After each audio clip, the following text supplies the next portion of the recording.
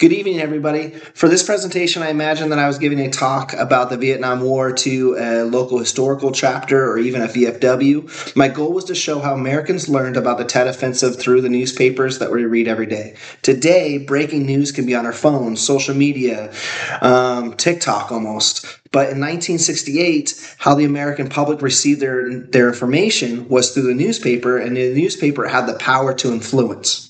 The Tet Offensive began in January 1968 when North Vietnam and Viet Cong forces launched surprise attacks all over South Vietnam during the Lunar New Year's. Even the attacks were eventually pushed back. They shocked both the American military and the public because officials had been saying the war was going well and we were winning.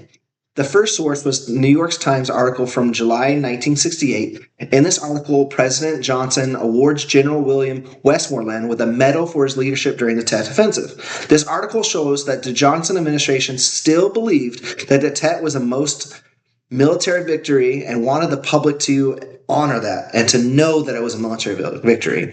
The second source was in Washington Post in October 1969, titled Tet Seen as a Viet Cong's Peak.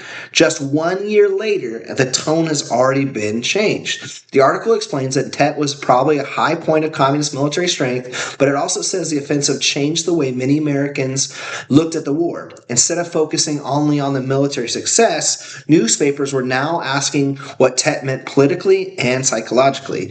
It had a huge impact on how the American public, the moms, the dads, reading it, saw the glorification and the hell of war. The third source comes from Lyndon Johnson's memoir, which was published in the New York Times in 1971. President Johnson explains the decisions he made before and during the Tet Offensive. What I found interesting is the readers could now compare Johnson's own memoirs with what the newspapers have been reporting. So we have two different opinions. Once again, the news opinion, Johnson's opinion, and we have to, as our own person, pick a side.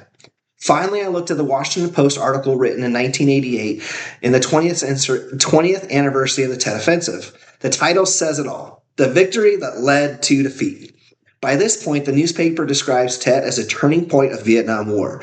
Even though it was a military defeat for the communist forces, it became remembered as a political victory because it changed political opinion on the United States.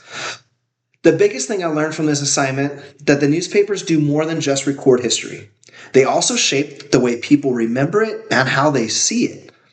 Reading these articles in order allowed me to watch the story over many years ago, almost 20 years ago. And even as a history teacher, I think newspapers are some of the best primary sources we have today because it let us see events that people have experienced over time, not just the way historians explain them years later.